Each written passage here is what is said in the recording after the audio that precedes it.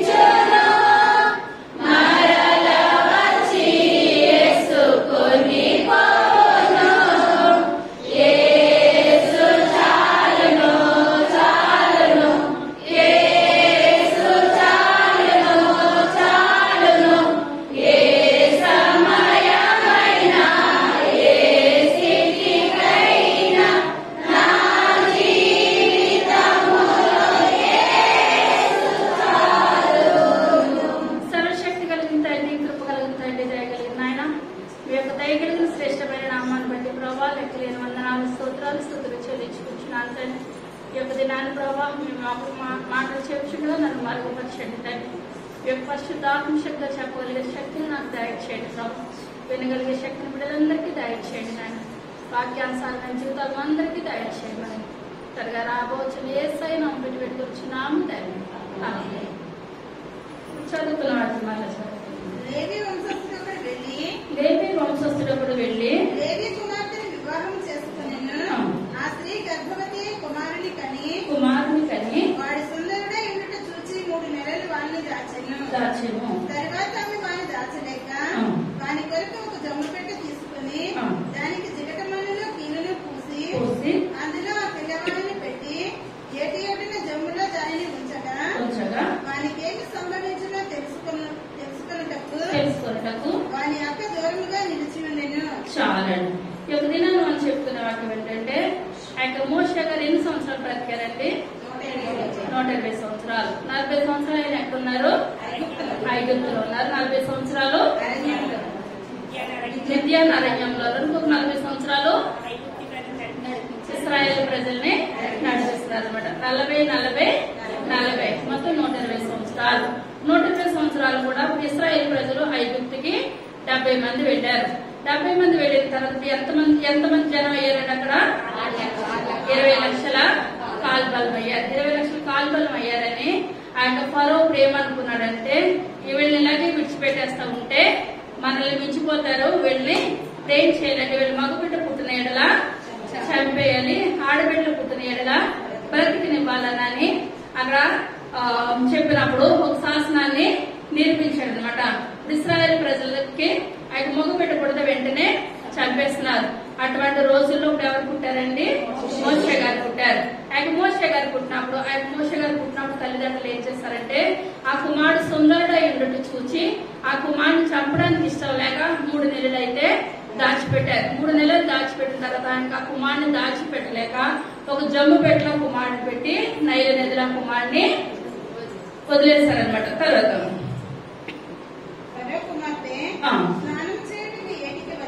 స్నానం చేయటం ఏటికి వచ్చాను. నడుచుచుండగా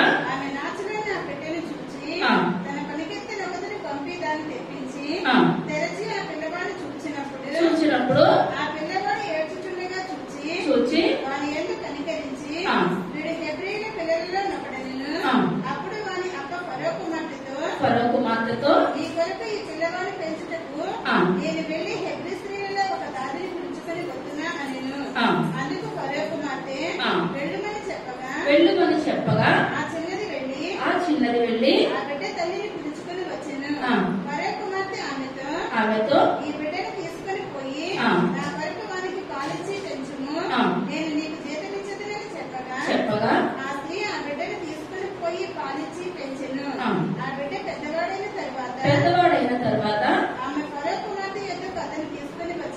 చాలా దేవుడు నామాన్ని పొందినారు. ఇప్పుడు అక్క కుమారుడిని జమ్ము పెట్టలో వేస్తారు. జమ్ము పెట్టలో వేసి నైలు నదిలో పెట్టేస్తారు. అది అలాగా పారుకుంటూ నీరు ఆ పెట్టి వస్తుంది. అదే సమయంలో ఫరో కుమార్తె స్నానం చేయడానికి ఏటిగడ్డకు వచ్చింది. ఏటిగడ్డకు వచ్చినప్పుడు అక్కడ తను కూడా చాలా మంది ఆ యొక్క స్త్రీలు వచ్చారనమాట. అందులో ఇప్పుడు ఎవరున్నారండి? మోషే యొక్క అక్క కూడా ఉంది. ఏం పేరండి? మిరియాము. మిరియాము అక్కడ ఉన్నప్పుడు అనుకుంటుంది ఫరో కుమార్తె ఏటో కొట్టుకెళ్తుంది, అది తీయమని తీసినప్పుడు అందులో కుమారుడు ఉన్నాడు. అప్పుడు ఫరో కుమార్తె అంటుంది, ఈ కుమారుడు హెబ్రీ కుమారుడు చాలా అందంగా ఉన్నాడు, ఈ కుమారుడిని నేను పెంచుకుంటానని చెప్పినప్పుడు వాళ్ళ అక్క అంటుంది మిరియాము, ఈమెను పెంచడానికి ఈమెకు ఒక తల్లిని నేను తీసుకురానని చెప్పినప్పుడు ఫరో కుమార్తె తీసుకురామని చెప్పినప్పుడు ఆ కుమారుడిని ఆ తల్లికి ఇచ్చింది అనమాట. ఆ తల్లికి ఇచ్చినప్పుడు అంటుంది ఫరో కుమార్తె, ఈ కుమారుడిని నా కొరకు నువ్వు పెంచాలి అని చెప్పినప్పుడు అక్కడ పెంచి కొంచెం పెద్దవాడు అయినప్పుడు అప్పుడు ఏం చేసిందండి? ఆ తల్లి ఫరో ఇంటికి తీసుకొని వచ్చిన తర్వాత కుమారుడు ఆయను మోషే అని పేరు పెట్టాను. జనుల ఎద్దకు పోయి జనులలో చూచెను. అతడు ఇటు అటు తిరిగి చూసి ఎవడనూ లేకపోగా ఆ ఐగుప్తీని చంపి ఇసుకలో పడి కప్పిపెట్టెను. చాలా ఇప్పుడు ఇక్కడ మోషే ఏం చేస్తాడంటే, నా యొక్క మనుషుల్ని నేను చూస్తాను అనుకుని ఏం చేస్తాడంటే ఫరో ఇంటిలో నుంచి బయటకు వచ్చాడు. బయటకు వచ్చినప్పుడు ఎవరెవరు కొట్టుకుంటున్నారు? ఒక హెబ్రీయుడు ఒక ఐగుప్తీయుడు కొట్టుకుంటున్నారు. కొట్టుకున్నప్పుడు ఏది మంచి ఏది చేయడాన్ని అడగలేదు. ఎందుకు అక్కడ మోషే ఏ డ్రెస్ లో ఉన్నాడండి? ఐగుప్తు డ్రెస్ లో ఉన్నాడు. కానీ మనసు ఎటువైపు ఉన్నది? హెబ్రీయుడు ఇశ్రాయేలు వైపు ఉన్నది. వాళ్ళిద్దరు కొట్టుకుంటుంటే చూసి ఇప్పుడు ఏం చేశాడు? ఆ యొక్క ఐగుప్తీయుని కొట్టేసి ఎక్కడ ఇసుకలో ఏం చేశాడు? పాతి పెట్టేస్తాడు అనమాట. మళ్ళా రెండవ రోజు మళ్ళా వస్తున్నాడు. ఆ యొక్క మోషే వచ్చినప్పుడు ఎవరెవరు కొట్టుకున్నారండి? హెబ్రీయులు ఇద్దరు కొట్టుకుంటున్నారు. కొట్టుకుంటుంటే వాళ్ళు అంటున్నారు, మోషే గారు వచ్చి ఏమంటున్నారు, మీరు ఎందుకు కొట్టుకుంటున్నారు? మీరు ఒకటే కదా అని చెప్పినప్పటికీ అంటున్నాడు, నిన్న ఐగుప్తీని కొట్టి చంపేసినట్లు నన్ను కూడా నువ్వు కొట్టి చంపేస్తావా అని ఎప్పుడైతే చెప్పాడో మోషే గారికి ఏం కలిగిందండి? భయం కలిగింది అనమాట. ఎందువల్ల అంటే అయితే నేను జరిగిన సంగతి తెలిసిపోయింది, ఇది రాజుగారి దగ్గరికి వెళ్ళిపోతుంది, రాజుగారు నన్ను ఏం చేస్తారు? చంపేస్తారని అని భయం పెట్టుకున్నాడు అనమాట మోషే గారి. తర్వాత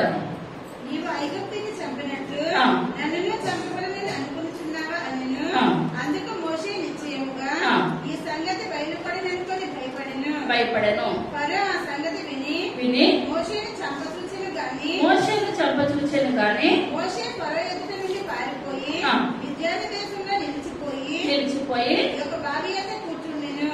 మిద్యాను యాజకునికి 7 కుమార్తెలు ఉండేది. మిద్యాను యాజకునికి ఎంతమంది ఉన్నారండి? 7 కుమార్తెలు ఉండేది.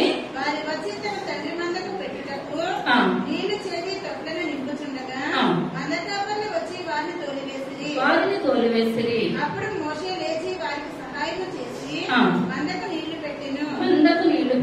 వారు తన తండ్రి అయిన రగుయేలు వద్దకు వచ్చినప్పుడు చాలా ఇక్కడ మనం చూసుకున్నట్లయితే ఇక్కడ ఫరో చంపేస్తాడని ఇప్పుడు మోషే ఏం చేస్తాడండి? మిద్యాను అరణ్యానికి వెళ్లి అక్కడ బాగుంటే బావి దగ్గర కూర్చున్నారనమాట మోషే గారు. బావి దగ్గర కూర్చుంటే ఇప్పుడు ఎవరు వచ్చారండి? అక్కడ బావి దగ్గరికి మిద్యాను యాజకుడు కుమార్తెలు. ఎంతమంది కుమార్తెలు? 7 కుమార్తెలు. 7 కుమార్తెలు కూడా ఆయన ఏం పట్టుకొని వచ్చారు? మందను తీసుకొని వచ్చారు. మందకు నీళ్లు పెట్టడానికి వచ్చారు. మందకు నీళ్లు పెట్టడానికి వచ్చినప్పుడు అక్కడ ఏం చేస్తారంటే బావి దగ్గర అక్కడ కొట్లాటలు జరుగుతున్నాయి అనమాట. ఆ కొట్లాటలు జరుగుతూ ఉంటే ఇప్పుడు మోషే గారు ఏం చేస్తారు? వాళ్ళని పంపించేసి ఇప్పుడు వీళ్ళ మందందరికి కూడా నీళ్లు పెట్టారు. మందందరికి నీళ్లు పెట్టినప్పుడు ఆ తొందరగా అయిపోయాయి అనమాట. ఆ మందంతా కూడా తొందరగా నీళ్లు తాగేసినప్పుడు 7 కుమార్తెలు కూడా ఏం చేస్తారంటే పెద్దల గడని ఇంటికి వెళ్ళిపోయారు. ఎప్పుడు కూడా ఆ కొంచెం చీకటి పడి సమయానికి వెళ్ళేవారు. ఆ రోజు తొందరగా వెళ్ళిపోయారు.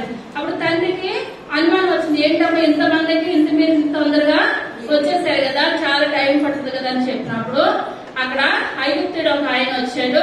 వచ్చి వాళ్ళతో గొడవ పడి మా మందుకు నీళ్లు పెట్టారు, అందుకనే మేము తొందరగా వచ్చేస్తాము అని చెప్పినప్పుడు ఆయన అంటున్నారు తండ్రి ఏమని, మీకు అంత మంచి పని చేసినప్పుడు ఆయన మన ఇంటికి తీసుకొచ్చి మనం ఏం చేయాలి, భోజనం పెట్టాలి కదా, కృతజ్ఞత మనము చూపించుకోవాలి కదా. మీరు ఇలా ఎందుకు విడిచిపెట్టేశారు, మళ్ళీ మీరు ఏం చేస్తారు, ఆయన దగ్గరికి వెళ్ళి అక్కడికి వెళ్ళి మళ్ళా ఆయన మన ఇంటికి తీసుకొని అని చెప్పినప్పుడు మళ్ళీ 7 కుమార్తెలు ఏం చేస్తారండి, మళ్ళా మోషే గారి దగ్గరికి వెళ్ళి మా నాన్నగారు మిమ్మల్ని తీసుకొని రమ్మంటున్నారని చెప్పినప్పుడు ఆయన మోషే గారు ఎక్కడికి వచ్చారు, మళ్ళా మిద్యాన దగ్గరికి వచ్చారు. తర్వాత రఘుయేలు వద్దకు వచ్చినప్పుడు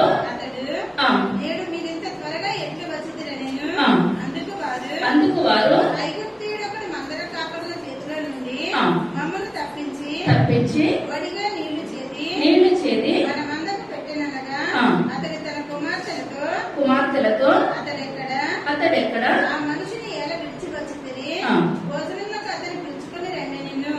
మోషే ఆ మనుషులతో నివసించుటకు సమ్మతించెను. అతను తన కుమార్తె అయిన సిప్పోరాని మోషేకిచ్చెను. ఆమె ఒక కుమారుని కన్నప్పుడు మోషే నేను అన్యదేశంలో పరదేశమై ఉంటుననుకొని వానికి గెర్షోము అని పేరు పెట్టాను. చాలా దేవుడు అనుకున్నా. ఎప్పుడైతే మోషే గారిని ఇంటికి తీసుకొని వచ్చారో ఇప్పుడు కొన్ని రోజులు అయ్యేటప్పుడు ఏమనిపించింది అంటే తండ్రికి, ఈ యొక్క మోషే అన్న మనిషి చాలా మంచివాడు, నా కుమార్తెనిచ్చి వివాహం చేస్తానని పెద్ద కుమార్తెనిచ్చి మోషేకు వివాహం చేశారు. వివాహం చేసినప్పుడు వాళ్ళకి ఎవరు పుట్టారు, గెర్షోము. గెర్షోము అని అర్థం ఏంటండి, నేను పరదేశంలో ఉన్నాను, అప్పుడు నన్ను అక్కడ తరుముకుండా వచ్చేస్తే నేను ఇంత దూరం ఇక్కడికి వచ్చాను, నాకెవరూ లేరు అనుకున్నాను. దేవుడు నాకు ఏం చేస్తాడు, ఒక కుటుంబాన్ని ఏర్పాటు చేస్తాడు, నాకు ఒక మంచి భార్యను దయచేస్తాడు, ఇప్పుడు మా ఇద్దరికి ఒక సంతానాన్ని దయచేస్తాడు. దేవుడు కృతజ్ఞతగా ఏ పేరు పెట్టుకున్నాడండి, గెర్షోము అని పేరు పెట్టుకున్నాడు. తర్వాత చాలా ఇక్కడ మనం చూసుకున్నట్లయితే ఆ కుమారుడు పుట్టాడు, అక్కడ మిద్యానులో మోషే గారు స్థిరపడిపోయారు. మనం ఇప్పుడు ఎక్కడ కలుస్తుందంటే ఇప్పుడు ఇద్దరు వివాహం అవడానికి ఒక బావి దగ్గర. మన బైబిల్ గ్రంథంలో కొంతమంది బావి దగ్గర కలుసుకున్న వాళ్ళు ఉన్నారు. ఎవరెవరు ఉన్నారంటారు, వివాహానికి యాకోబు ఎవరిని కలుసుకున్నాడు, రాహేల్ని కలుసుకున్నాడు బావి దగ్గర. వాళ్ళిద్దరికి ఏమైంది, వివాహం అయింది. ఇంకా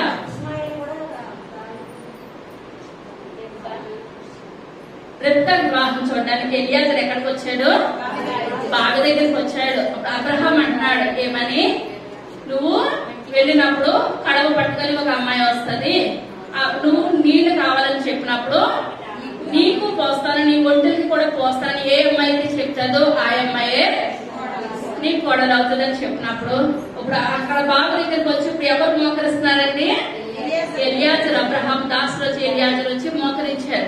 ఎప్పుడైతే ఎలియాజర్ వచ్చి మోకరించారో అక్కడికి ఎవరు వచ్చారు, రెబ్కా వచ్చింది అనమాట కడవ పట్టుకొని.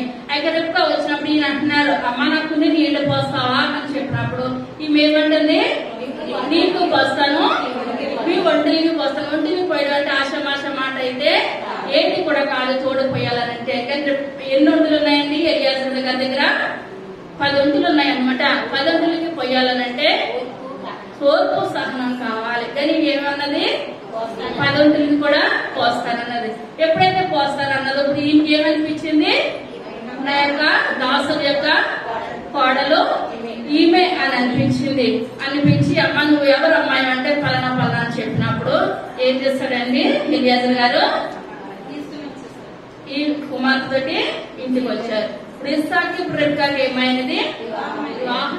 మనము కూడా బావ దగ్గర కలిసిన వాళ్ళ జీవితాలు బాగున్నాయంటారా, ఎవరెవరి జీవితాలు బాగున్నాయి, యాకోబు రాహేల్ జీవితం బాగుంది, ఇస్సాకు రెబ్కా జీవితం బాగుంది. ఇక్కడ ఎవరు కలుసుకున్నారు మనం చెప్పుకున్న వాక్యంలో, మోషే సిప్పోరా, వాళ్ళ జీవితాలు కూడా బాగున్నాయి అనమాట.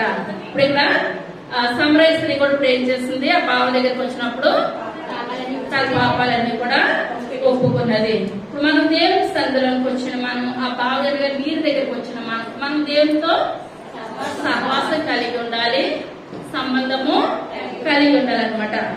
అదే ఆదికాండము 25వ అధ్యాయము మొట్టమొదటి వచనం. అబ్రహాము మరలా ఒక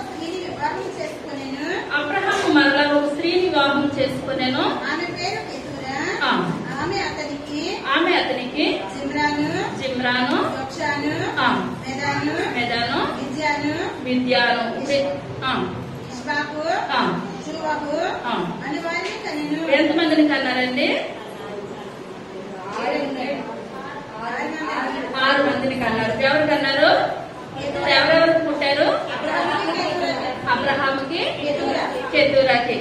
ఇప్పుడు 6 మంది సంతానం. ఇప్పుడు 4వ ఆయన ఎవరు? మిద్యాను. ఇప్పుడు మిద్యాన్ అంటే ఎవరు? మోషే యొక్క మామ అన్నమాట. ఇప్పుడు సంబంధం ఇప్పుడు అబ్రహాం గారి నుంచి వచ్చిందా ఈ సంబంధం? అబ్రహాం గారి నుంచి ఈ యొక్క సంబంధం వచ్చింది. నిర్గమకాండము 3వ అధ్యాయము 7వ వచనం. మరియు యెహోవా ఇట్లనెను, నేను ఐగుప్తులో నుండి నా ప్రజల వద్దకు నిశ్చయముగా తెచ్చుకుని పనులలో తమ్ముడు కష్టపెట్టి వారిని బట్టి వారు పెట్టిన మరుని వింటిని వారి దుఃఖములు నాకు తెలిసే ఉన్నవి.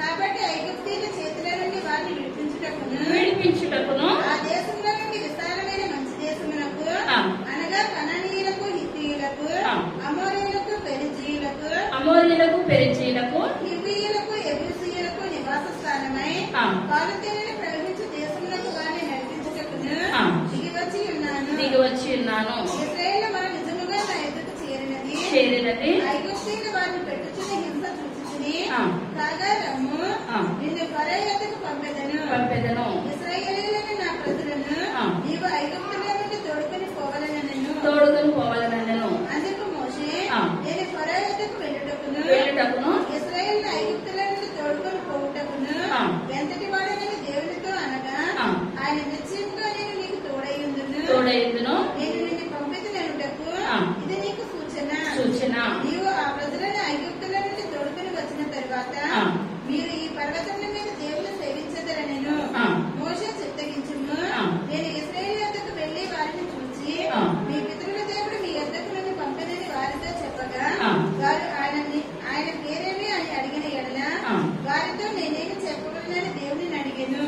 అందుకు దేవుడు నేను ఉన్నవాడను అనువాడనై ఉన్నానని మోషేతో చెప్పెను. మరియు ఆయన ఉండునని వాడు మీ యొద్దకు నన్ను పంపెనని నీవు ఇశ్రాయేలుతో చెప్పవలెను.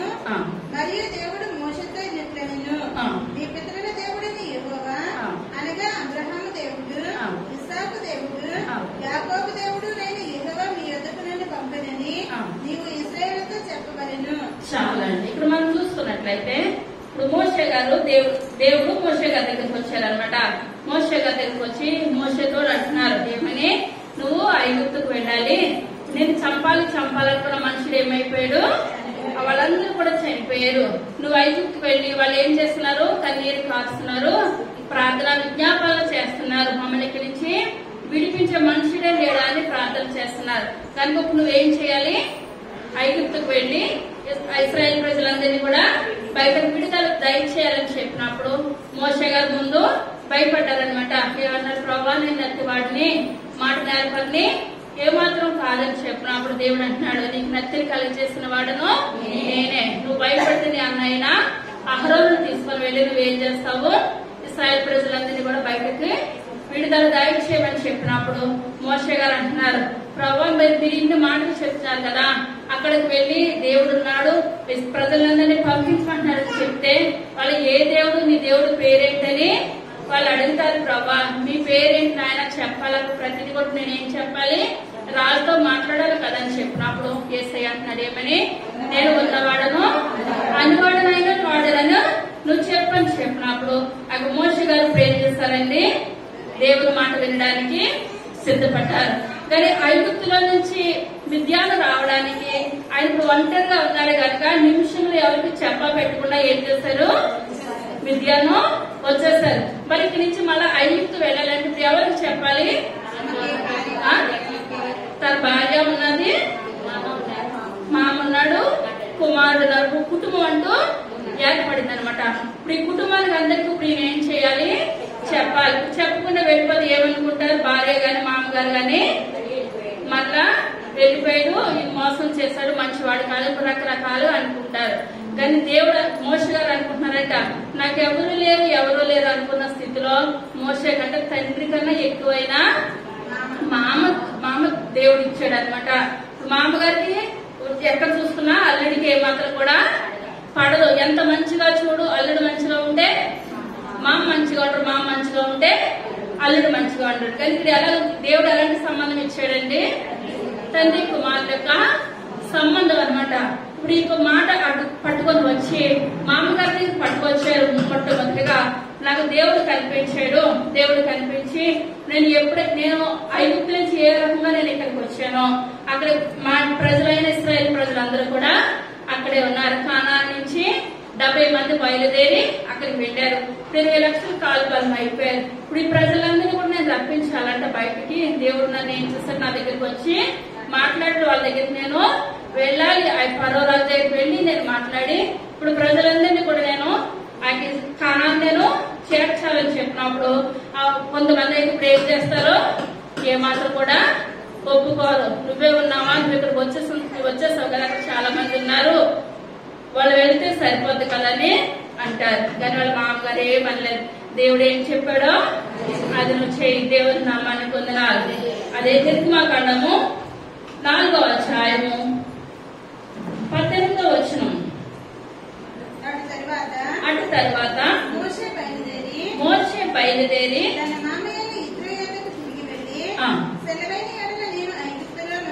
ఐగుప్తులోనున్న మరలా పోయి చెప్పగా చాలా ఇప్పుడు మొట్టమొదటి ఎవరితో చెప్పాడండి? మా అమ్మగారితో చెప్పారు. మామగారు ఏమైనా అడ్డు పెట్టారా? ఏమాత్రం అడ్డు పెట్టలేదు. ఏమన్నారు? నువ్వు క్షేమంగా వెళ్ళి వాళ్ళ యోగక్షేమాలు కనుక్కొని దేవుడు ఏది చెప్పాడో అది నువ్వు చెయ్యి. తర్వాత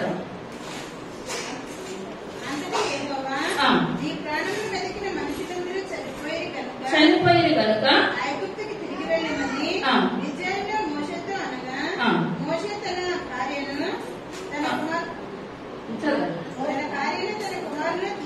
తీసుకొని ఎక్కించుకుని ఐగుప్తుకు తిరిగి వెళ్ళాను.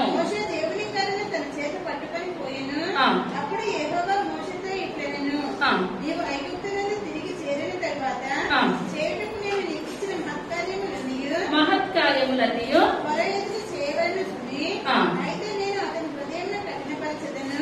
చాలా ఇక్కడ దేవుడు ఏమంటున్నాడు? మోషే గారు బయలుదేరారు, తన భార్యని కుమార్ని ఎక్కించుకొని బయలుదేరిన తర్వాత దేవుడు అంటున్నాడు, నేను నీకు చూపించిన కర్రను చేత పట్టుకుని నువ్వు ఫరో దగ్గరికి వెళ్ళు, ఐగుప్తుకు వెళ్ళినప్పుడు అక్కడ నేను ఏం చేస్తాను? ఫరో యొక్క హృదయాన్ని కఠినపరుస్తాను. వెంటనే ఫరో మారిపోతాడని నువ్వేమాత్రం కూడా అనుకోవద్దు. ఫరో నేను కఠినపరుస్తాను.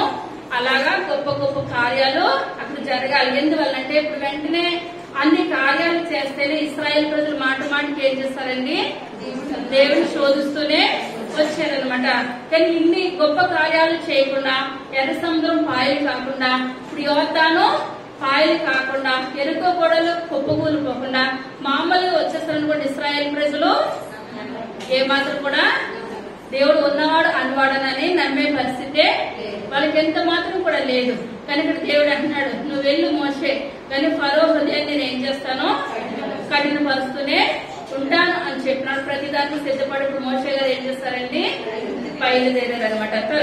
అప్పుడు నీవు ఫరోతో, ఇశ్రాయేలు నా కుమారుడు నా జ్యేష్ఠ పుత్రుడు, నన్ను సేవించినట్టు నా కుమారుని పోనిమ్మని నీకు ఆజ్ఞాపించుచున్నాను.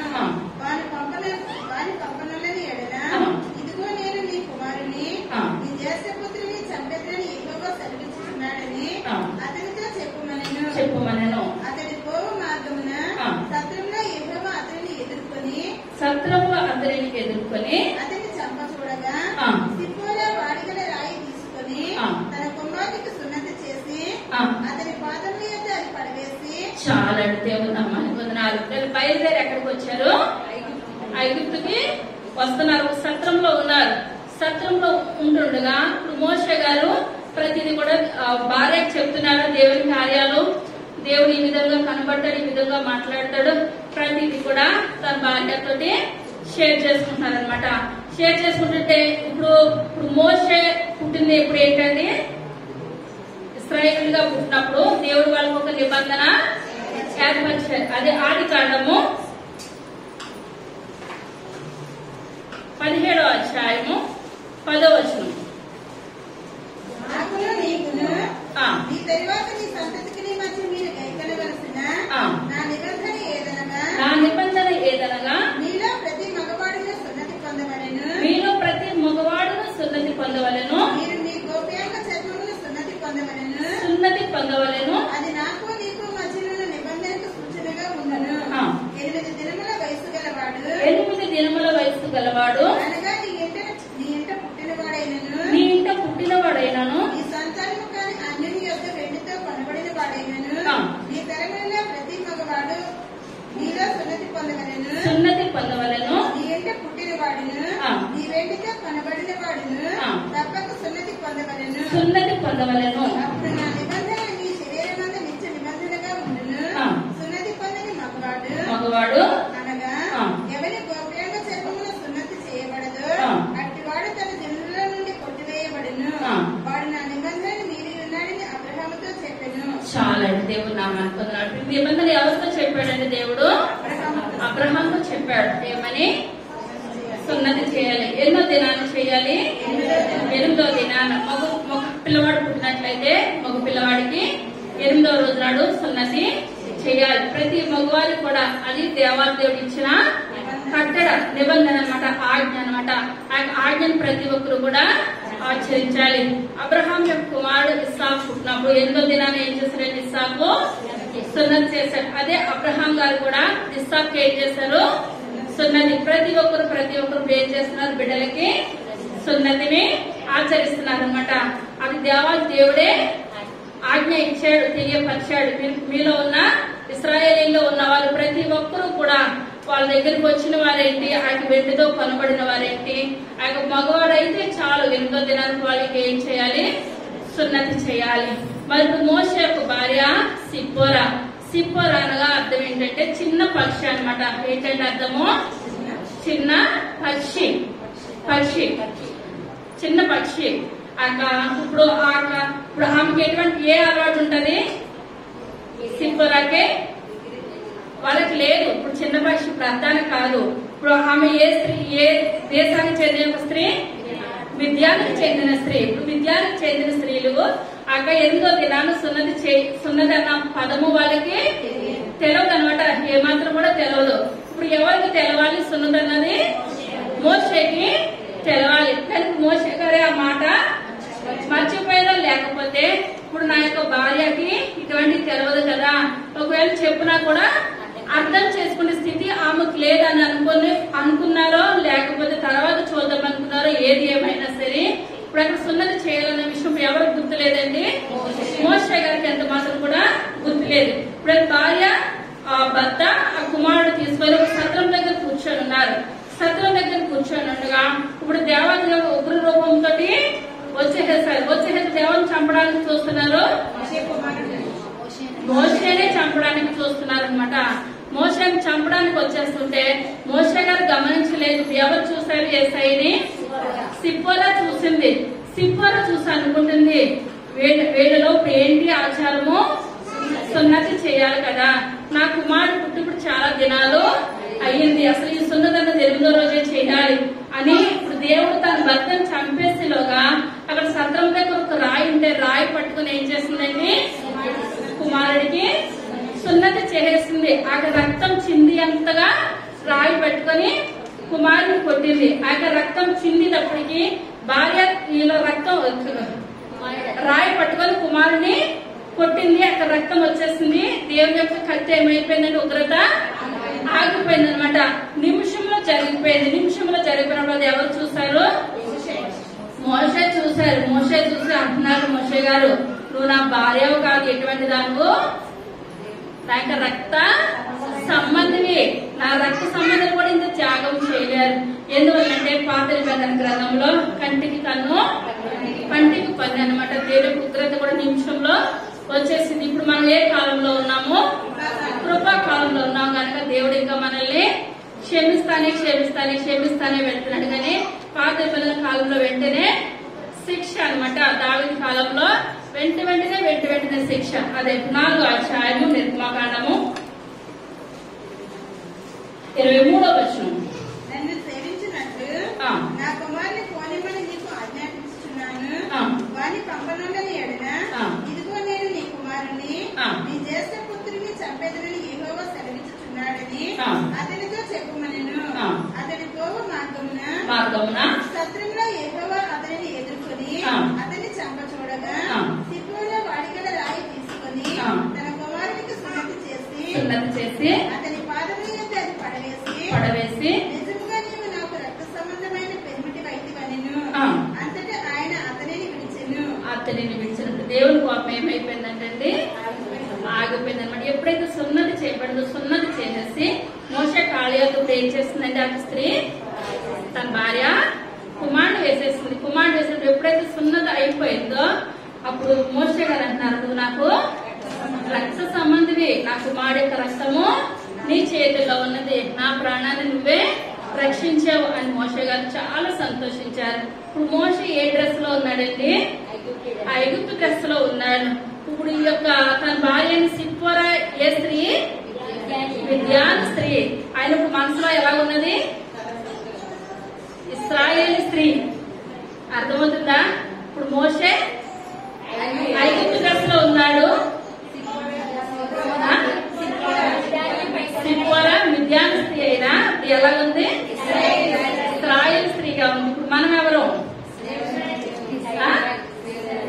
ఇశ్రాయేలు బిడ్డలు అన్నమాట. దేవునికి అనుగుణంగా ఇష్టంగా మనం ఏం చేయాలి? లోకంలో జీవించాలి, కానీ కష్టంగా ఏ మాత్రం కూడా జీవించకూడదు. ఇప్పుడు అక్కడ మోషే గారు చూసినట్లయితే ఇప్పుడు ఎక్కువ శాతము మోషే గారు ఇశ్రాయేల్ ప్రజల్ని 40 సంవత్సరాలు నడిపిస్తా ఉంటుంటే మాట మాటికి ఇశ్రాయేల్ ప్రజలు వేధిస్తానే వస్తున్నారు, శోధిస్తానే వస్తున్నారు. ఇప్పుడు నిమిషంలో నీళ్లు లేవనుకోండి ఏమనివారు? మమ్మల్ని ఇక్కడ చంపేయడానికి తీసుకొని వచ్చావా? ఐగుప్తులో సమాధులు లేవనుకొని ఇక్కడికి తీసుకొని వచ్చావా? ఆ నీళ్లు తాగేవారు మళ్ళీ వెంటనే ఆ విషయాన్ని మర్చిపోయేవారు. మాంసం అని మోషే గారిని సడుక్కుంటూనే వచ్చారు. ఇప్పుడు దేవుడు ఏం చేస్తాడంటే మన్నాన్ని కురిపించాడు, పూరేళ్ళని కురిపించాడు. ఆ యొక్క పళ్ళల్లోనే ఉంటుంది ఆ యొక్క మాంసం. మనలో ఇప్పుడు ఎవరిని శోధిస్తున్నారు?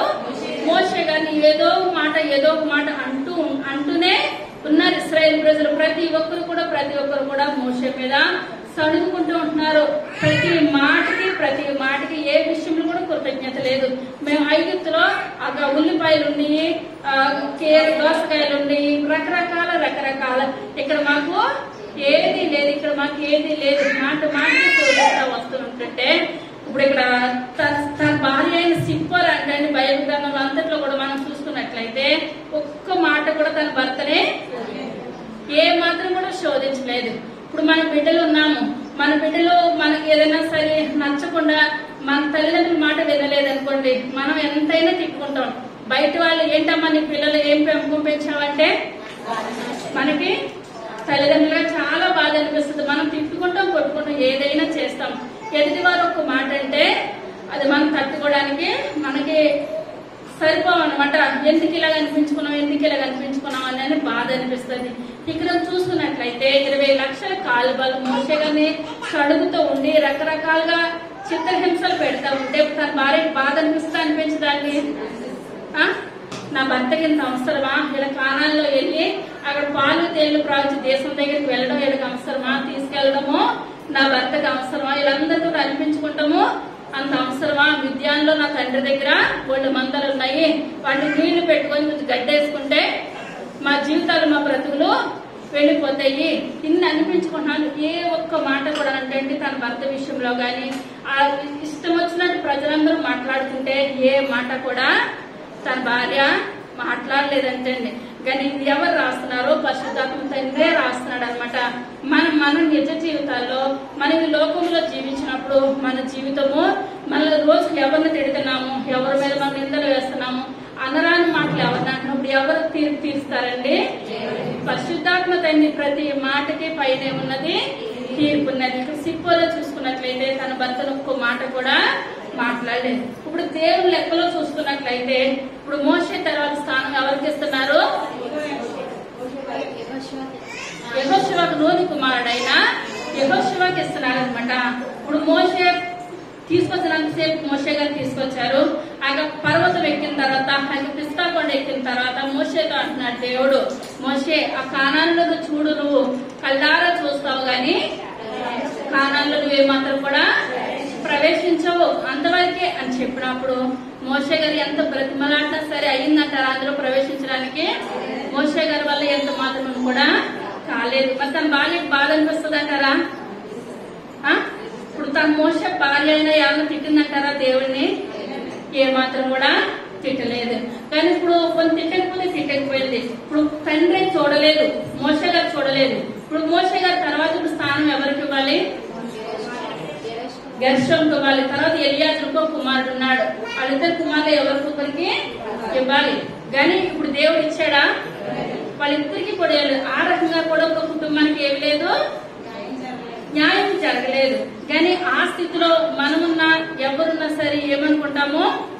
దేవునికి ఏమాత్రం కూడా న్యాయం లేదు.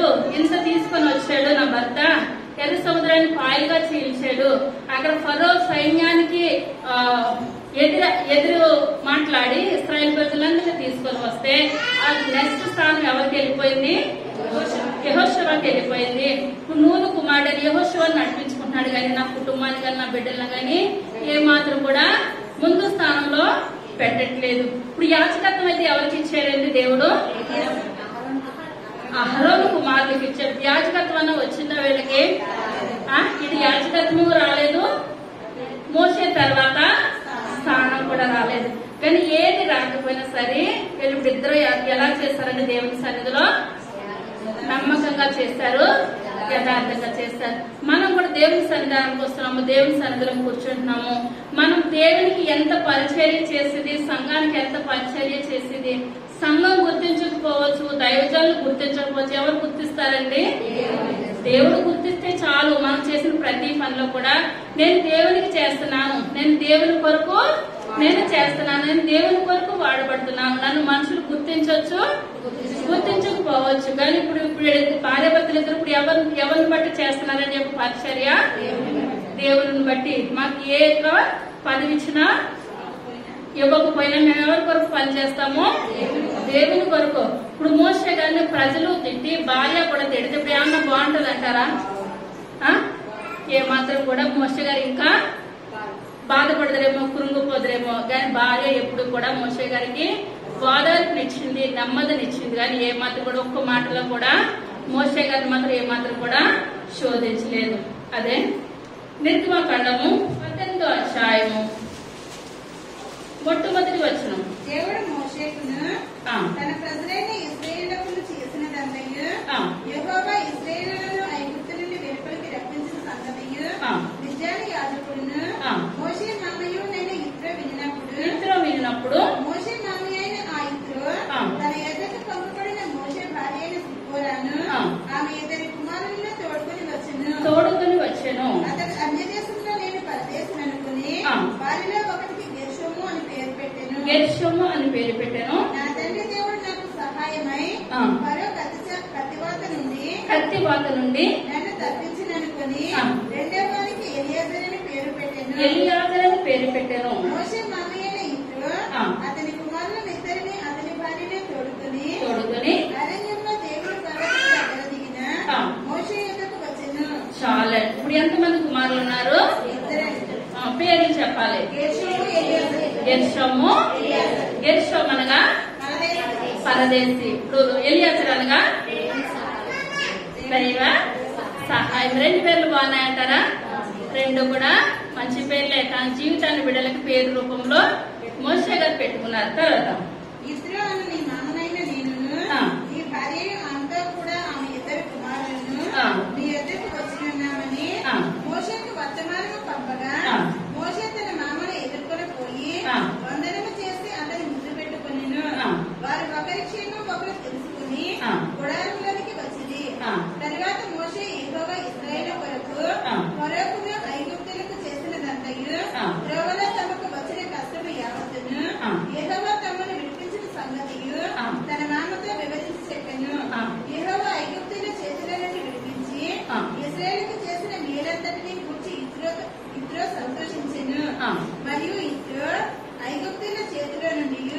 ఫరో చేతిలో నుండి మిమ్మల్ని విడిపించి ఐగుప్తుల చేతి క్రింద నుండి ఈ ప్రజలను విడిపించిన యెహోవా స్తుతించబడును గాక. ఐగుప్తుని గర్వించి ఇశ్రాయేలు మీద చేసిన దౌర్జన్యమును బట్టి ఆయన చేసిన దాన్ని చూచి యెహోవా సమస్త దేవతల కంటే గొప్పవాడని ఇప్పుడు నాకు తెలిసినదనెను. చాలా దేవుడు నామానికి వందనాలు. దేవుడు చేసిన కార్యాలను ఎవరెవరితో చెప్తున్నారంటే మోషే తన మామయ్య ఇతరులతో చెప్తున్నారు. ఇతరులతో చెప్తుంది. ఇతరులు ఇప్పుడు ఏం చేస్తున్నారంటే ఎంతో సంతోషిస్తున్నారు. మీరు నమ్ముకున్న దేవుడు గొప్ప దేవుడు, నిజమైన దేవుడు అని తన ఇద్దరు కుమారులు తీసుకొని వచ్చి మోషే గారికి అప్పగించారు. మోషే భార్య ఎక్కువ కాలము బ్రతికినట్టు లేదు.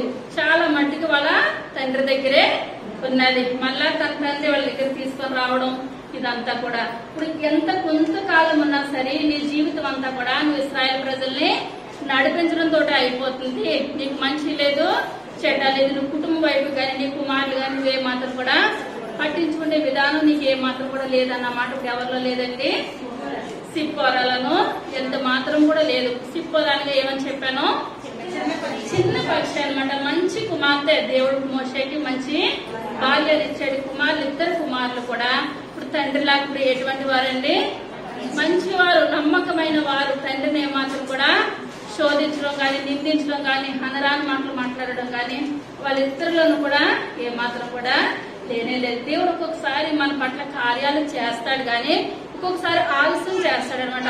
అక్కడ ఆలస్యం చేసినప్పుడు మనం ఏమనుకుంటాము, దేవుడు మమ్మల్ని మర్చిపోయాడు, మా బిడ్డలు మర్చిపోయాడు, మా కుటుంబాన్ని మర్చిపోయాడు.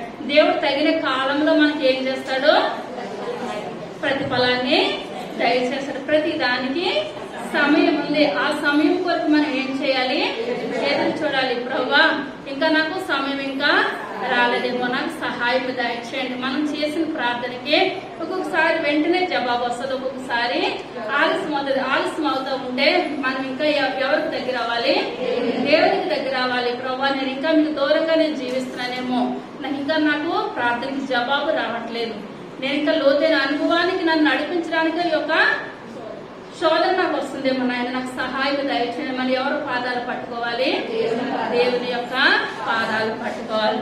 అదే నిర్గమకాండము 32వ అధ్యాయము 9వ వచనం. మోషే కొండ దిగకుండా కడుగు చేయుట ప్రజలు చూసినప్పుడు ఆ ప్రజలు అహరోను కూడి వచ్చి లెమ్ము మా ముందర నడుచుటకు ఒక దేవతను మా కొరకు చేయము, ఐగుప్తుల నుండి మమ్మల్ని రప్పించిన మోషే అనే వాడు ఏమైనా మాకు తెలియదని అతనితో చెప్పిరి. అందుకు అహరోను నీ భార్యలకు, నీ కుమారులకు, నీ కుమార్తెలకు చివరనున్న బంగారు పోగలు తీసి నా యొద్దకు తండ్రిని వారితో చెప్పగా ప్రజలందరూ తమ చివరనున్న బంగారు పోగలను తీసి అహరోను నద్దకు తెచ్చిరి. అతడు వారి యొద్ద వాటిని తీసుకొని పోగలతో రూపమును ఏర్పరచి దానిని పోత పోసిన దూడగా చేశాను. అప్పుడు వారు, ఓ ఇశ్రాయేలు, ఐగుప్తుల నుండి నిన్ను రప్పించిన నీ దేవుడు ఇదే అని. అహరోను అది చూచి దాని ఎదుట ఒక బలిపీఠము కట్టించెను. మరియు అహరోను రేపు యెహోవాకు పండుగ జరుపునని చాటింపగా మరునాడు వారు ఉదయం లేచి దహన బలులను సమాధాన బలులు నర్పించిరి. అప్పుడు జనులు తినుటకును త్రాగుటకును కూర్చుండి ఆడుటకు లేచిరి. కాగా యెహోవా మోషేతో ఇట్లనెను, నీవు దిగి వెళ్ళుము, ఐగుప్తు దేశము నుండి నీవు రప్పించిన నీ ప్రజలు చెడిపోయిరి. నేను వారికి నియమించిన త్రోవ నుండి త్వరగా తొలగిపోయి తమ కొరకు కోత పోసిన దూడను చేసుకుని దానికి సాగిలపడి. చాలా ఇప్పుడు మోషే గారు దేవుని సన్నిధానం దగ్గరికి వెళ్ళినప్పుడు ఇప్పుడు అహరోను ఏం చేస్తాడండి, ఒక దూడను చేస్తాడు. ఇప్పుడు దగ్గర ఉన్న చెవులకు ఉన్నాయి, ముక్కులకు ఉన్నాయని నాకు ఇచ్చేయండి, నేను ఒక దూడను చేస్తాను. ఇప్పుడు ఆ దూడను బలులు సమాధానం వల్ల అర్పించి, ఇప్పుడు దేంతో సమానం అంటది, విగ్రహారాధనతో సమానం. విగ్రహారాధన చేయడానికి వాళ్ళు సిద్ధపడుచుండగా ఇప్పుడు మోషే ఏం చేస్తున్నాడండి, కొండ దిగుతున్నాడు. కొండ దిగుతుంటే ఇశ్రాయేలు ప్రజలందరినీ చూడడానికి ఎవరికి బాధ అనిపించింది, మోషే గారికి బాధ అనిపించింది, దేవునికి కూడా బాధ అనిపించింది. బాధ అనిపించి ఇప్పుడు మన పిల్లలే ఉన్నారు, మనకి ఎంత చెప్పినా మాట వినకపోతే ఒక్కొక్కసారి మనకి ఏమనిపిస్తుంది, బాధ అనిపిస్తుంది. ఏంటి నేనే కన్నానా ఇటువంటి బిడ్డల్ని, నాకే పుట్టారా ఇటువంటి బిడ్డలని ఏ తల్లికైనా బాధ అనిపిస్తుంది అనమాట. ఇక్కడ చూసినట్లయితే ఎంత బాధలు పడి ఆ యొక్క ఐగుప్తు నుంచి ఇశ్రాయేల్ ప్రజల్ని మోషే తీసుకొని వస్తే ఇప్పుడు ఇక్కడికి వచ్చేటప్పుడు ఇప్పుడు ఏం చేస్తున్నారు, ఒక దూడను చేసుకొని దానికి తినటం తాగడం రకరకాలుగా చేస్తా ఉంటుంటే మోషేకి బాధ అనిపించింది. మోషే గారికి బాధ అనిపించింది, యేసయ్యకి బాధ అనిపించింది. అప్పుడు దేవుడు అంటున్నాడంట మోషే గారితో, మోషే మోషే నేను వీళ్ళందరినీ కూడా నేను ఏం చేస్తాను, నాశనం చంపేస్తానమాట. ఎంతమంది 20 లక్షల కాల్పాలను నేను ఏం చేస్తాను, చంపేస్తాను. చంపేసి నీ కుమారులు ఇద్దరినే నేను ఏం చేస్తాను, బ్రతకనిస్తాను. నీ కుమారుల ద్వారా మళ్ళీ నేను ఇంత సంతానాన్ని నేను ఏర్పరుస్తాను. ఇప్పుడు ఎంతమంది వెళ్ళారండి ఐగుప్తుకి? 70 మంది వెళ్ళారు. ఇప్పుడు ఎంత మంది అయ్యారు? 20 లక్షల కాల్బలం అయ్యారు. ఇప్పుడు ఇద్దరు కుమారుల ద్వారా దేవుడు మళ్ళా అంత జనాన్ని చేయలేడా? దేవుడు చేస్తాడు. ఆయన చేయలేదంటే ఈ లోకంలో ఏది కూడా లేదు. ఆ స్థానంలో ఎవరున్నా సరే ఏమనుకోవచ్చు, చేసే ప్రభా ఇంతమందిని హతం చేసేసి నా ఇద్దరు కుమారులుగా మీరు ఏం చేయాలి, యాజకత్వం అవ్వాలి. ఈ లోకంలో ప్రతి దాని మీద కూడా నా ఇద్దరు కుమారులే ఉండాలి అని అనుకోవచ్చు. కానీ మోషే గారు అంటున్నారంట, వద్దు ప్రభా, వాళ్ళు ఏమాత్రం కూడా నువ్వు నాశనం చేయొద్దు. నా కుమారుగా పదవులు ఇచ్చినా పర్వాలేదు, ఇవ్వకపోయినా పర్వాలేదు, కానీ ఇశ్రాయేల్ ప్రజలు ఏం చేయొద్దు, ఏమాత్రం కూడా నాశనం చేయదు. ఒక్కసారి మీరు కనికరించండి నాయన. నేను మళ్ళా వాళ్ళ దగ్గరికి వెళ్లి నేను మాట్లాడతాను, వాళ్ళతోటి ధైర్యపరుస్తాను, వాళ్ళకి చెప్తాను. అదే అధ్యాయము 10వ వచనం. ఓరకుండము మండును కాల్చివేసి మోషేతో చెప్పగా యెహోవా ఐగుప్తు దేశంలో నుండి రప్పించిన నీ ప్రజల మీద నీ కోపము మండనేలా, ఆయన కొండలలో వారిని చంపునట్టును, భూమి మీద నుండి వారిని నశింపచేయనట్టును, కీడు కలిగి వారిని తీసుకొని పోయేనని ఐగుప్తుని ఎలా చెప్పుకొనవలెను. నీ కోపాన్ని నుండి మండుకొని నీవు నీ ప్రజలకు ఈ కీడు చేయక దాని గురించి సంతాపపడుము. నీ సేవకులైన అబ్రహామును ఇస్సాకును ఇశ్రాయేలును జ్ఞాపకం చేసుకొనుము. నీవు వారితో ఆకాశ నక్షత్రముల వలె మీ సంతానం అభివృద్ధి చేసి నేను చెప్పిన ఈ సమస్త భూమిని మీ సంతానములకు ఇచ్చుదననియు వారు నిరంతరము దానికి హక్కుదారులు అగుదురనియు వారితో నీ తోడని ప్రమాణం చేసి చెప్పివనెను. చాలండి. దేవుడు నామానికి వదలడు. దేవుడిని ఇప్పుడు ఏం చేస్తానని మోషే గారు బ్రతిమలాడుకున్నారు. దేవుని యొక్క కోపాన్ని చల్లారుస్తున్నారు అనమాట. ప్రభా అలాగొద్దు, నువ్వు మా పితరులతో నువ్వేం చెప్పావు, అబ్రహాంతో ఇస్సాకుతోటి యాకోబుతోటి ఆకాశ నక్షత్రం వలె సంతానాన్ని అభివృద్ధి చేస్తానన్నావు కదా, వాళ్ళు ఉన్నతమైన స్థితిలో ఉంచుతానన్నావు కదా. ఈ ప్రజలకి ఏమాత్రం కూడా కీడు చెయ్యొద్దు నాయన, హాని చెయ్యొద్దు. వాళ్ళలో ఏం కలుగుతుంది, మార్పు కలుగుతుంది. ఇప్పుడు దేవుడు అన్నాడు, వాళ్ళ నిమిషంలో చంపేస్తాను. ఇప్పుడు సొదొమ గుమొర్రా పట్టణం ఏమైపోయింది, కాలిపోయింది. ఎవరి కుటుంబం బయటకు వచ్చింది, లోతు కుటుంబము బయటకు వచ్చింది. ఇప్పుడు అలా లోతు కుటుంబం ఎలా బయటకు వచ్చిందో, లోతు భార్య వెనక్కి చూస్తున్నప్పుడు ఇద్దరు కుమారులు లోతు క్షేమంగా బయటకు వచ్చారు. ఇప్పుడు మోషే తన భార్య తన ఇద్దరు కుమార్తెలు బయటకు వస్తారు. బయటకు వచ్చిన తర్వాత వీళ్ళందరూ అగ్నితో కాల్చేయాలంటే కాల్చేసే విధానం ఉందా దేవునికి? ఉన్నది. కానీ దేవుడు ఇప్పుడు ఏమంటున్నాడు, నేను కాల్ చేస్తానంటే ప్రభా నువ్వు కాల్చేయాలంటే కాల్చేసే శక్తి మీలో ఉన్నది నాయన, కానీ ఏమాత్రం కూడా కాల్చొద్దు.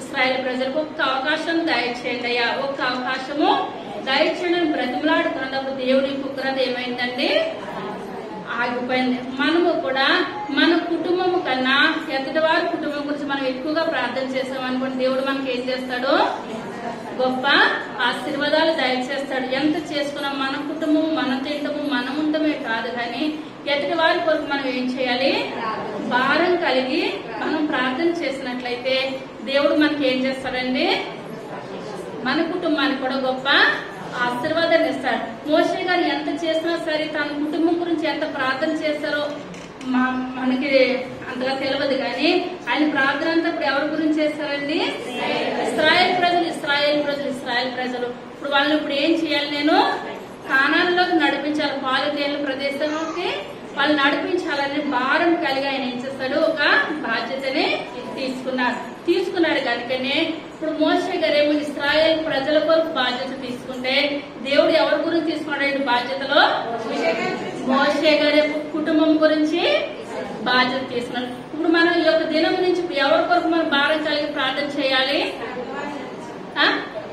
మన సంఘం గురించి, దేవుని తెలవకుండా విగ్రహారాధన చేస్తున్న వాళ్ళ గురించి, ఆ దేవుడికి దూరంగా జీవిస్తున్న జనాల గురించి మనం ప్రార్థన చేసినట్లయితే దేవుడు ఎవరిని ఆశీర్వదిస్తాడండి?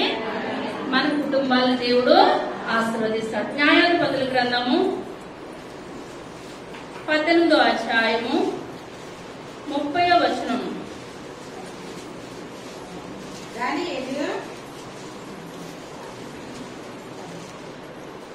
దానియేలు చెక్కబడిన ప్రతిమను నిలుపుకున్నది.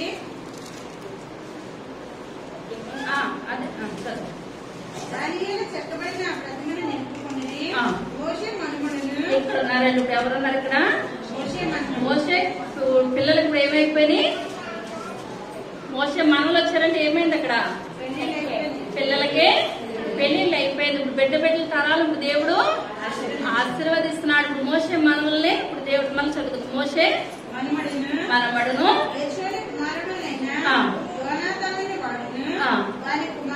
కుమారులను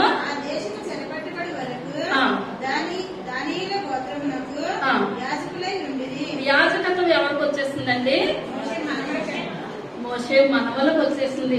మోషే గారు ఒక్కరోజైనా అడిగారా, నా కుమారుకి యాజకత్వం కావాలి, నా తర్వాత స్థానము యెహోషువకి ఇవ్వద్దు ప్రభా, నాకు నా కుటుంబానికి దయచేయండి, నా బిడ్డలకి దయచేయండి. ఇప్పుడు వాళ్ళందరూ నాశనమైన మోషే కుటుంబాన్ని ఒక్కరినే ఉంచుతానని చెప్పినప్పుడు అందులో ఉన్న వాళ్ళందరూ కూడా హతమైపోతారు. కానీ దేవుడు మోషే గారు ప్రార్థన చేస్తారు, ఆ స్థితి వద్దు ప్రభా, అందరూ సమానం, అందరిని ఆశీర్వదించడని చెప్పినప్పుడు ఈ ఒక్క మాట దేవునికి గుర్తు పెట్టుకొని ఇక్కడ ఎవరున్నారండి యాజకులుగా?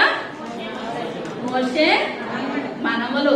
మనం ప్రార్థన చేసినట్లయితే మన ప్రార్థన బట్టి మన పిల్ల తరాలు ఆశీర్వదించబడుతుంది. మనం పిల్ల తరాలు మనం చూడము, కానీ మన ప్రార్థన బట్టి ఎవరు ఆశీర్వదించబడతారు? కుటుంబాలు ఆశీర్వదించబడతాయి. తర్వాత చూసుకున్నట్లయితే మొదటి దినవృత్తాంతాల గ్రంథము 26వ అధ్యాయము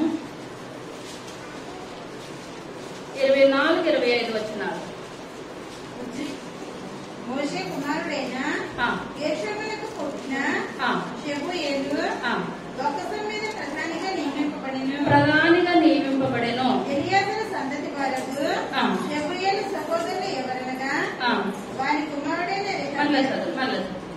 మోషే కుమారుడైన గెర్షోమునకు పుట్టిన షెబూయేలు లోకసం మీద ప్రధానిగా నియమింపబడెను. ఎలియాజరు సంతతి వారకు షెబూయేలు సహోదరులు ఎవరనగా వారి కుమారుడైన.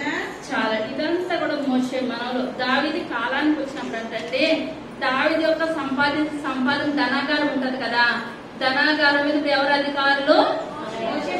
మోషే యొక్క మనవలు. ఎక్కడికి వెళ్ళినా సరే స్థానం ఎలా ఉంటుంది? ఉన్నతమైన స్థానంలో. ఇప్పుడు యాజకులు వీళ్ళే, ధనాగారం మీద అధికారులు ప్రధానులు కూడా వీళ్ళే. కానీ ఇప్పుడు అంత దేవుడు ఆశీర్వదించాడంటే మనం ఎటు నుంచి ఎటు వచ్చినా సిప్పోరా దగ్గరికి రావాలి. సిప్పోరా ఒక్క మాట అయినా దేవుడిని దూషించిందా, భర్తను దూషించిందా? ఎవరిని కూడా దూషించలేదు. మన జీవితానికి వద్దు అడిగి నేను దూషించలేదు అన్న మనిషి చేయి పైకి ఎత్తాడంటే ఎవరైనా ఉంటారంటారా?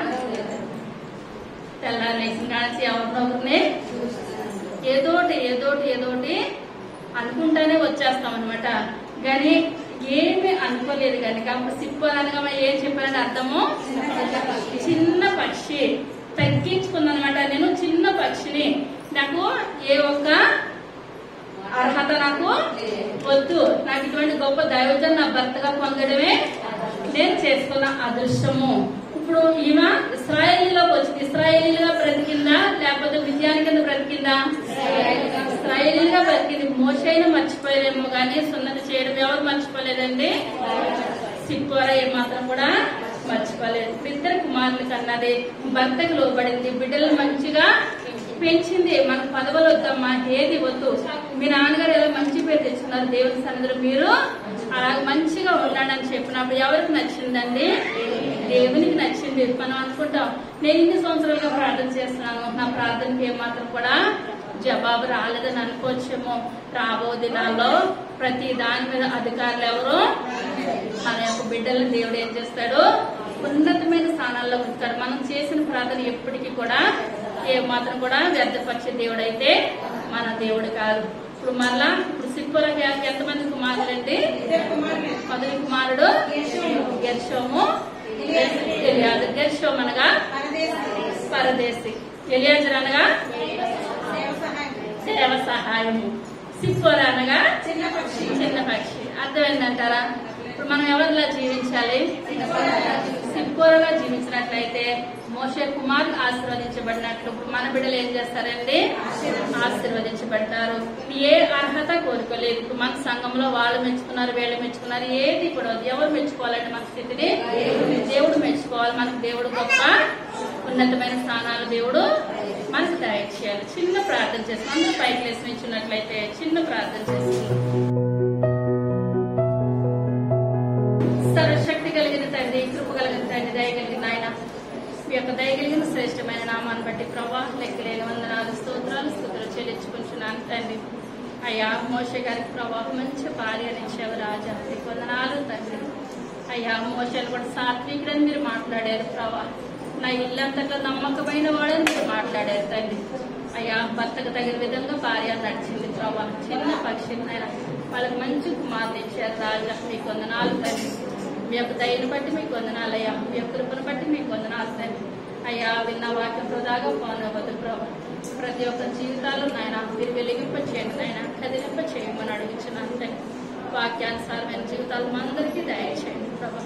అయ్యా ఎవరు నాయన ప్రభా నాయన ఒకవేళ ప్రార్థన జవాబు రాలేదు నాయన వేదన పడవద్దు, నాయన దుఃఖించవద్దు ప్రభా. అయ్యా నాయన మా బిడ్డల తరతరాలు మీ చేతులు ఉన్నాయి తండ్రి. ఆశీర్వదించే చేతులు ప్రభా. అయ్యా విననేరకున్నట్లు నాయన మీ యొక్క చెవులు ప్రభా మందము కాలేదు ప్రభా. అయ్యా రక్షింపనేరకున్నది యెహోవా హస్తము కొంచెం కాలేదు. అయ్యా మీరు నాయన మేము కనుచూపు మేర వరకే చూస్తామేమో తండ్రి. నాయన మీరు అంతరంగాలు చూస్తారు ప్రభు. గొప్ప దేవా నాయన మా రాబో దినాల మా సంఘం అభివృద్ధి పరచండి నాయన. బిడ్డల తరాలు దీవించండి నాయన, ఆశీర్వదించండి. విన్న వాక్య వృధాగా పోనకుండా నాయన మా హృదయంలో భద్రపరుచుకుని గొప్ప కృపణ ధన్యతను దయచేయమని త్వరగా రాబోచుని యేసయ్య నామమున పెట్టుకుంటున్నాము తండ్రి. ఆమేన్.